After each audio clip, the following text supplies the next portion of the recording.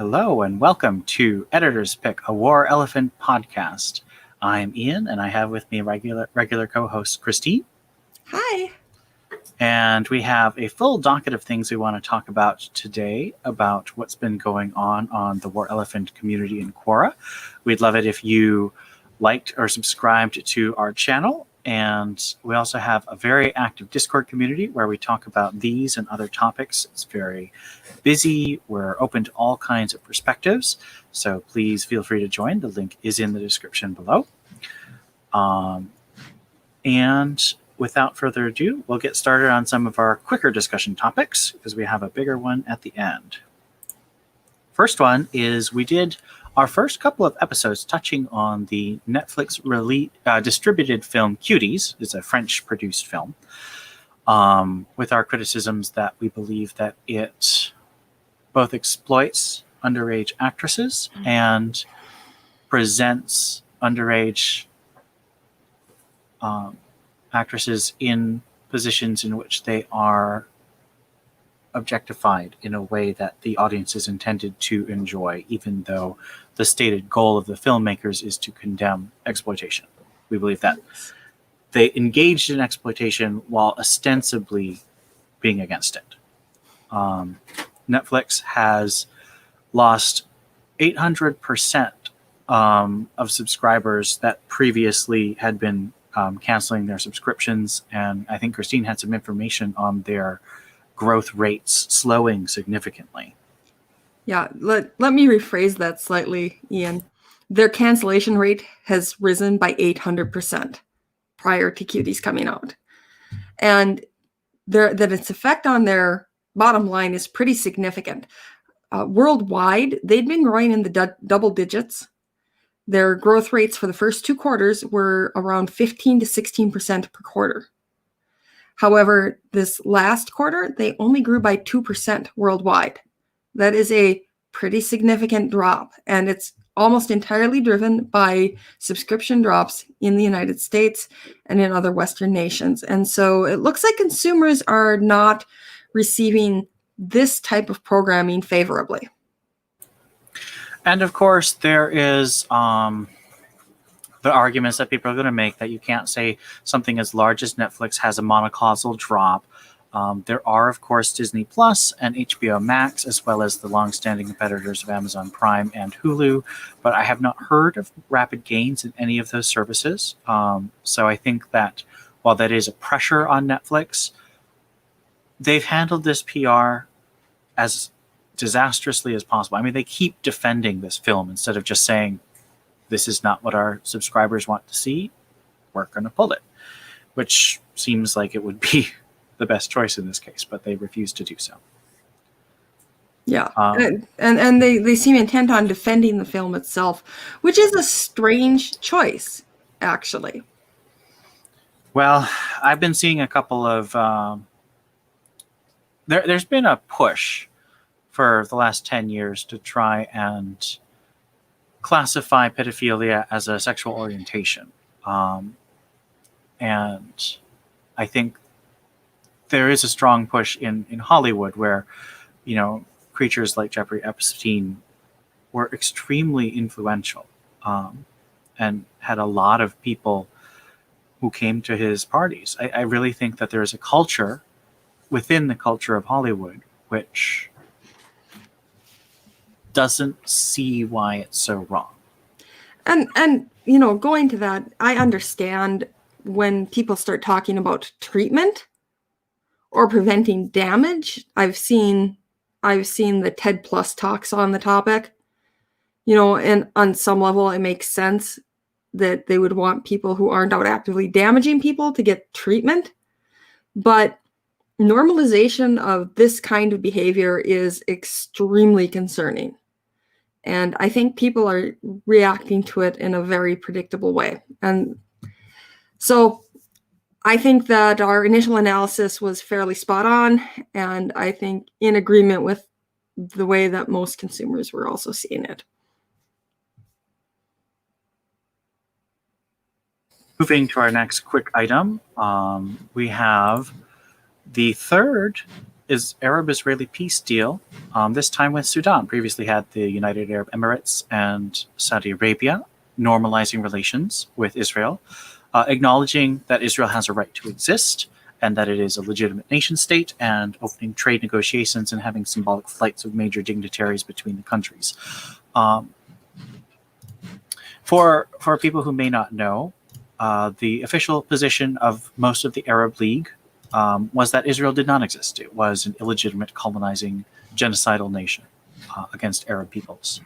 And so the fact that these three countries, which are fairly large, and especially the Emiratis are extremely powerful and wealthy, are recognizing Israel is just a really significant step. Yeah, it is. It is a huge step. And especially, this is in Sudan, of course, which has had enormous amounts of turmoil. And so this will be a big deal, not just for Israel, but for Sudan. They're, of course, undergoing a major transitional government right now. They had a coup d'etat just in 2019. And so this announcement is made. I sent you a map. Are you able to share that, Ian? Let me check. This is in a nation that is undergoing, of course, genocide and has a tremendous amount of debt, and the deal was announced by Prime Minister Abdallah Hamdok, and of course by Netanyahu, and it includes. There's quite a bit of nuance to it. It includes a payment of $335 million to victims of terror from Sudan. So there's an acknowledgement going on about the terror in Sudan that has affected people, and actual responsibility taken for that. At the same time, there's also debt forgiveness included for Sudan, so that the transitional government and the country going forward won't be burdened heavily by debt incurred by former governments, and that the people of Sudan will be able to move forward economically, which is really important. We've seen over and over where nations get mired down and bogged by debt, and then they can never really go forward. And a big part of this deal is economic movement. Prosperity really builds stability in nations. And there's also a very big concern on the United States' part. I'm not quite sure where Israel stands on this international issue, but China has been very active in attempting to form economic alliances with countries in Africa. Yeah. And so the better America and its ally Israel can work to stabilize countries so that they won't be vulnerable to pressure from China to form such an economic, in our view, dependence, the better for the world in general. We think that nations should be much more self-sustaining than indebted to their larger powers. Yeah. I did want to. That is a big deal. I'm sorry. That is actually a really big deal, and this will be part of the larger network of trade that Israel is helping, working on building throughout the Middle East and now Northern Africa. So we're kind of seeing a new emergent market that isn't dependent on China, as you mentioned. I do think that we should take some time to discuss that this isn't all, it's not a simplistic thing. It's not just a great peace thing. No. A large pressure that's led to these peace deals is the fact that the United States has been withdrawing from the Middle East, both from Iraq and Afghanistan, and we have not been particularly aggressive in retaliating for aggressions by Iran against these three countries, particularly the Emiratis. The Emiratis have been very disturbed by our lack of retaliation on their behalf. And they are our allies, so we do have a responsibility to do such a thing. So as much as I am personally in favor of this, and as much as President Trump is facilitating this, it's also to some extent a response to the United States withdrawal and inaction. So it's a complicated thing, like all peace deals. I think it's an overwhelmingly positive thing, but it does have some long-term consequences that we're going to have to keep watching. One thing that is encouraging is that it was also said that there are at least 5 more nations looking on coming on board with this now, with normalization of economic relationships.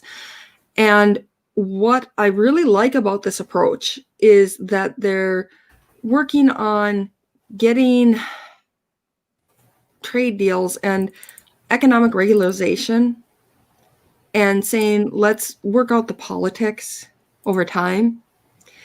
And it is very true in history, in all of history, that where you have stability in economics, people are very much less willing to go to war. They're very much less willing to riot. They're very much less willing to overthrow governments. And they're very much less willing to start shelling on their neighbors, who they are interdependent with for their own well-being. So in general, I do think that this is a very positive thing. I think that peace breaking out in the Middle East can only be good for the people who live there. It'll hopefully raise their standard of living, increase their tolerance and their economic mobility and just exposure to their cultures. It'll overall, I think, be a good thing. But like all things, it's not simple. And it may bring a route to economic deals with Iran that are not payoff deals in the future, but mutual beneficial. Which would be really good for the people of Iran, who have not seen any of the money that has been funneled into the Iranian regime. That's right. It's billions of dollars being funneled into that regime, none of which is helping its starving people. I am starting to wonder if the Trump approach to Middle East diplomacy, it's a radical departure from anything that's been approached before. It's certainly been a lot more effective than Obama or President Bush. Or anything for the last 50 years, to be honest. Yeah. It may be his greatest legacy. And hopefully it is. I think that would be a great legacy. Moving on to another thing that President Trump has been doing, the Azerbaijani and Armenian peoples in the region of Eastern Europe have been intensifying conflict. Since Armenia is not technically a recognized country by most of the world, it's not technically a war. It might be classified as a civil war. Putin and the Russians attempted to negotiate, some ceasefire, but that failed a couple weeks ago. In the last couple of days, President Trump and the Americans have attempted to negotiate a ceasefire, and that seems to be working a little better, but it's very early days. The conflict mainly centers around the ethnic and religious conflicts between the primarily Christian Armenians, who were pushed out of Turkey and many other countries in the very early 1900s. And they mostly settled in this area when they didn't immigrate to the United States. The famous Armenian, of course, are the Kardashian family.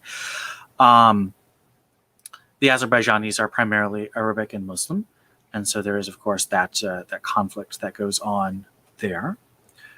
As you can see, the Armenian-controlled territories of Azerbaijan are very small compared to the great bulk of Azerbaijan, but it's an extremely minerally wealthy region with oil reserves and other resources that make it very important to the Azerbaijani government to keep within their control as opposed to the Armenian control.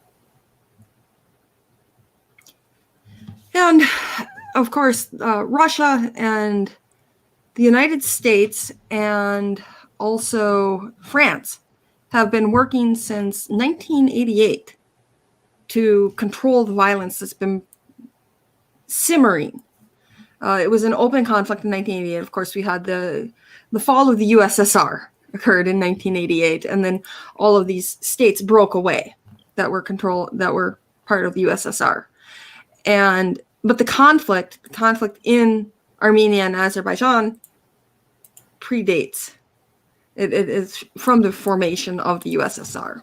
And Stalin actually kind of threw up his hands in despair of the region and more or less let them self-regulate because he learned there was no real controlling these people. It's not dissimilar to the problems he had in Chechnya as well. And so for a long time, the Armenians in Azerbaijan have been autonomous or semi-autonomous. But the Minsk group, the France, USA, Russia coalition, brokered a ceasefire, not really fully peace, but a ceasefire that held for a very long time. And only recently, in about August, did open fighting start breaking out again. But this has really escalated quite a bit. And now, of course, this whole area, as you can see from the map that Ian shared, borders Iran. And shells are actively falling on Iran, and Iran is getting kind of cheesed off at this point and threatening. Much as I am not a fan of the Iranian regime, I don't blame them for being annoyed by being shelled. Yeah, pretty much anybody would. And of course, Armenia blames Azerbaijan. Azerbaijan blames Armenia. But the truth is, and Turkey is getting involved. Turkey's sending in mercenaries. On the Azerbaijani side, let's be clear, this is the country that refuses to acknowledge its role in the Armenian genocide. The senselessly vicious Armenian genocide in the 19-teens during World War I. But lest we fail to be fair, the Armenians also committed their own genocide against Azerbaijanis in retaliation in this area many decades ago. There's a lot of hostility. There are a lot of hard feelings. And the U.S. has now tried to go in where Russia failed, and that peace deal lasted hours. The people themselves are just saying, we've had enough of it. And I think what we're going to see is that these are just badly drawn borders. And we're looking at another, sorry, Woodrow Wilson, you suck. He really does. This goes back to those 1918 borders that never should have been where they were.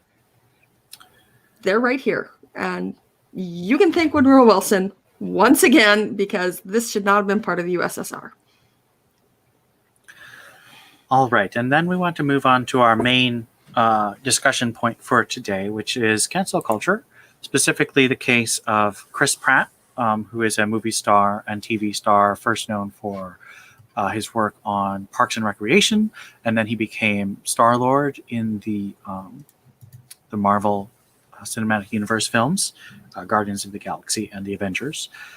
And he is an open Christian. He recently married Katherine Schwarzenegger, who is also very deeply Christian, and that has sort of prompted him to become more open about sharing his faith. He's done so on several very public occasions in award shows, and it's always very much been in a, this is what gives my life meaning, this is what I believe is true, I think it will be helpful to you. It's never been in a condemnatory way. He's never made any statements about people who disagree with him. He's just offered what he sees as the truth within him as a very appealing thing. He's a really winsome guy. He's really funny. And I just have really been encouraged by Chris Pratt in general. I don't want to do what a lot of conservative Christians do when a movie star says, I'm a Christian, and just embrace him and say, oh, he's this great role model. But I think he's been a really good guy. He's had his own struggles, but he has certainly not done anything to deserve what's happened to him recently, which is in response to him simply not attending. Now, he's never said anything political, but he simply did not attend a Joe Biden fundraiser attended by many other actors and actresses who starred in the Marvel movies. There have been several prominent accounts on Twitter which have attempted to cancel him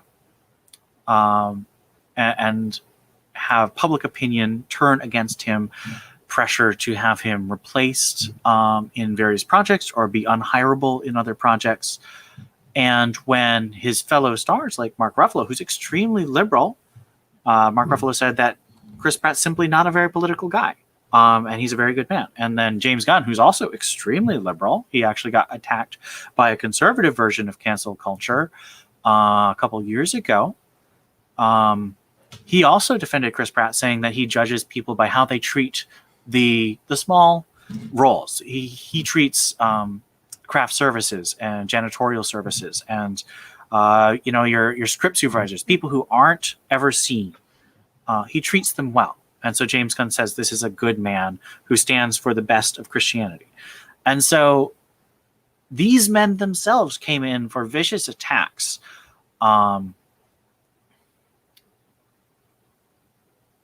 By just hundreds and hundreds of people who said, well, why didn't you defend Brie Larson when she was attacked? Now, at War Elephant, we're all about the 3 R's. Researched, relaxed, and above all, respectful. We don't think that calling names or attacking someone's appearance or their faith or lack of faith is at all acceptable in civilized discourse. And so, of course, we don't defend attacking Brie Larson. But someone defending Chris Pratt doesn't mean they didn't also defend or support Brie Larson. And the kinds of double standards and just rage that's directed at Pratt and his friends who have attempted to explain that he's not making a political statement, he just isn't interested in getting involved in that fight, have been absurd. Well, and also criticizing someone for their actions is different than attacking them or trying to cancel them.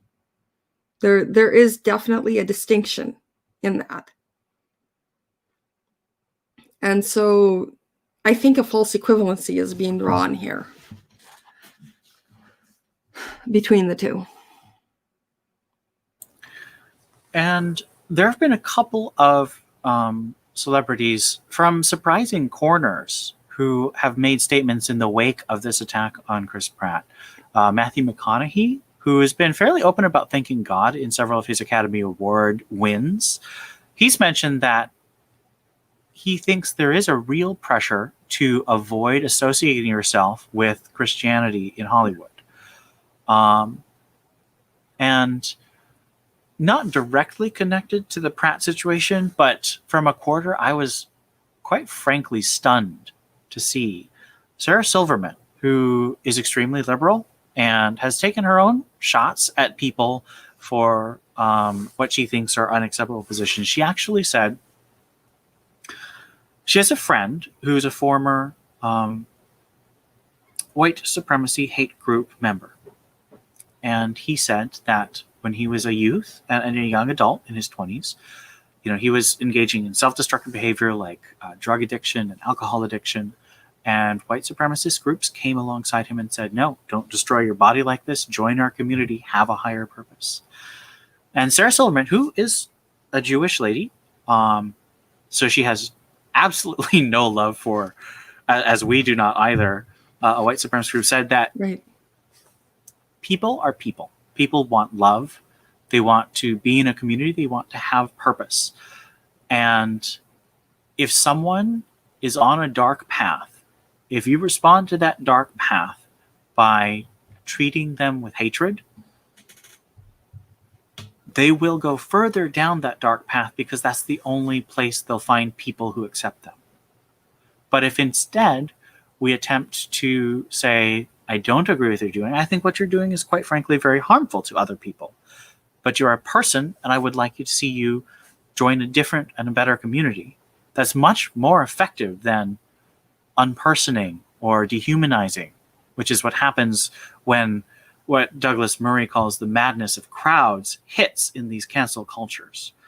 And I think Christine had some very interesting knock-on effects of both what specifically has led to Chris Pratt being targeted because of his associations and consequences that could come down the road. Well, yeah. So I wanted to say that I have a very good friend, and you know him as well, who was in a gang as a youth. in a street gang. And he didn't join because he wanted to do illegal things. He joined because he had a dysfunctional family life. And he joined because he didn't find acceptance or community at school. And he didn't have a lot of positive role models at home. But the people in the gang treated him well. And they became his family. And it took him years to disentangle himself from that. And he's now a very different person. He's now a responsible member of the community. But his life could have wound up very, very different than it did. And when I got to know him, he was still heavily involved in that gang culture. And honestly, I could have walked away from him or treated him like a terrible person, but I didn't. And he'll probably tell you the same thing Sarah Silverman did, that it makes a difference who treats you well and where you receive love from. And so we have to think about how we treat other people all the time.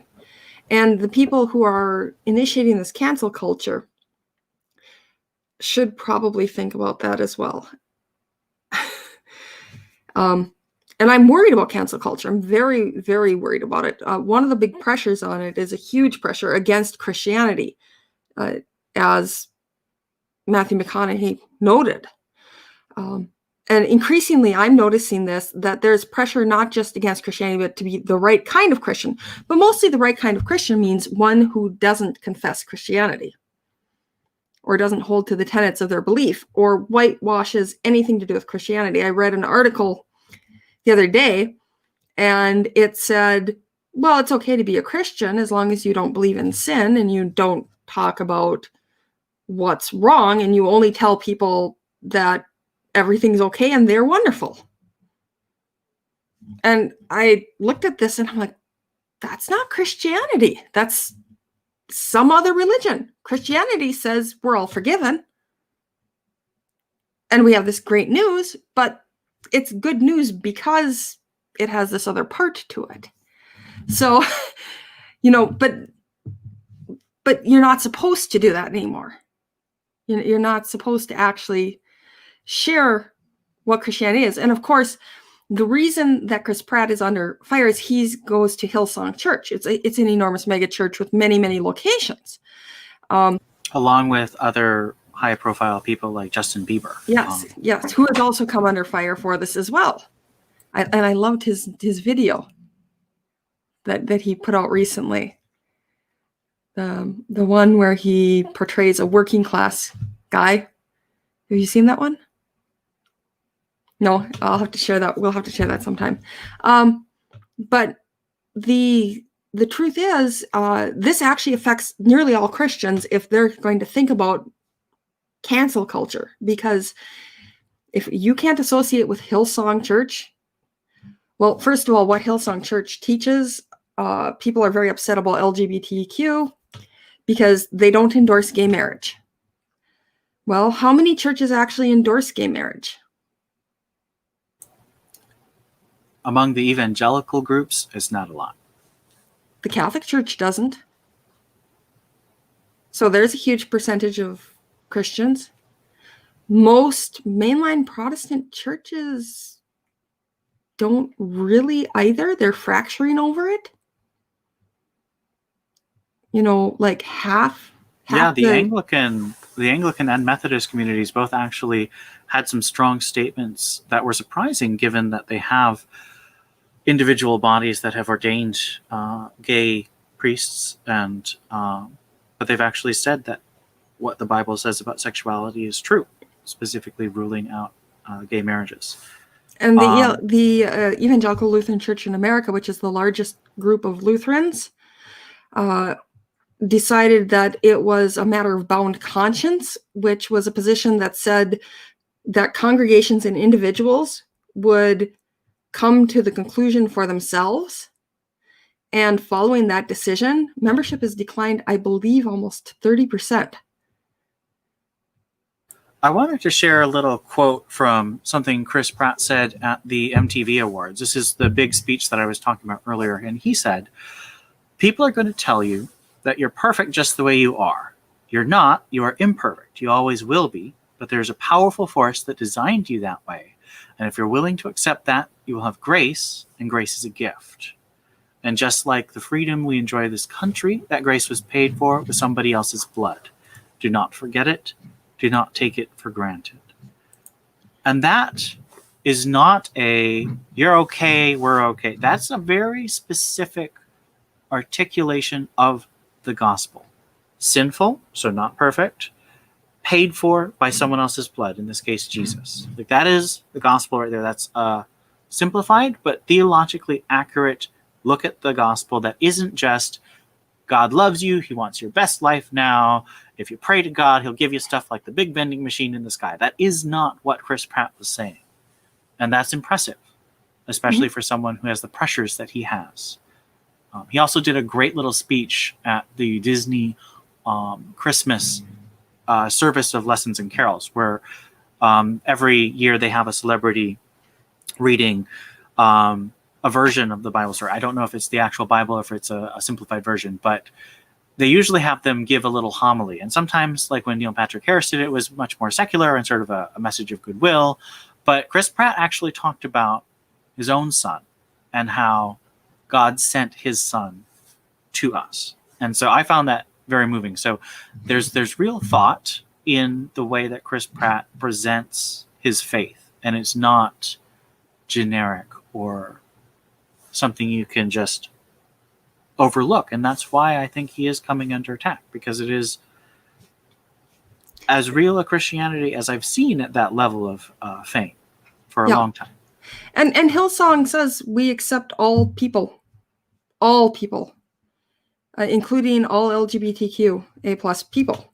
So I want to be very clear about that. And also, if you go to their webpage and you look, they have an open letter about Black Lives Matter. They say Hillsong Church is opposed to racism and we believe Black Lives Matter. The needless and tragic death of George Floyd in Minneapolis and the much deeper systemic issues towards African American people that his death has highlighted must lead to radical and permanent change. Racism must stop, and my prayer is that this moment in history will be a moment of lasting equality, transformation, and change. Pastor Brian Houston. This is not a socially unconscious church.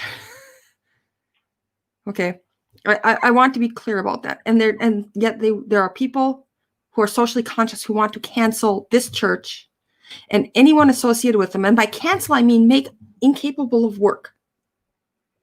And this affects all the Christians, okay? It really does. It affects you because you may not be aware of it. If you're a Christian, you're probably associated with Hillsong in some way. And I say that because you probably sing their songs at church. Unless your church only does old hymns, you are almost certainly singing Hillsong songs. When you turn on Christian radio, you are listening to Hillsong on the radio. I have this love-hate relationship with them. My friends will know. When I hear the song Oceans, I turn the radio because I'm like, it was 2 minutes of song. They turned into 7 minutes. Please. I can't take it. But well, both Christine and I have a fair amount of musical training. Christine, of course, is a professional musician. I just did a degree in it. But we both have our, shall we say, issues with standard Christian music. But we also both appreciate a lot of it. Right. And Hillsong turns out a lot of Christian music. I mean, a lot of Christian music. Well, I mean, they're in a culture-making center. So, of course, there's going to be a lot of creative people who try to use that to glorify God to the best they could. That's right. And so if you are at all involved in Christian worship today, you may not be aware of it, but you are absorbing this. And so this cancellation will affect you. And it's because this is part of your worship. And also, this cancellation will come after the things that you may or may not believe. And it's already being used against Trump supporters. There are lists used from public voting and campaign donation rolls that are available that warn people that people who donated to Trump are about to commit atrocities against other people. We have become aware of them, and we're not going to publish the lists because, quite frankly, they're disturbing. They include people's home addresses and warn people that if you see their this, neighbors. that's doxing and should be reported to the social media where it's being posted, because almost all social media does not allow doxing. So Right. anyone who's doing that is breaking the terms and service of the agreements and inciting harm. This same mentality, I'm worried, will be used against Christians for having unsavory relationships, as in you went to the wrong church. Should we pressure your employer not to hire you? I really worry that this is coming because it has come in many other movements like this before in the past in other countries.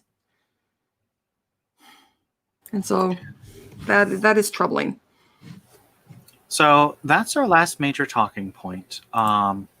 We do want you to let us know what you think of this episode. If you have any comments, disagreements, if you'd like to join us for an episode, please let us know through the Discord. We have a real name policy, so you can find both of us on the Discord fairly easily. And please check out our Quora. That's where we post most of these things. We got all of these stories from our Quora, and we post the links in the show notes for this.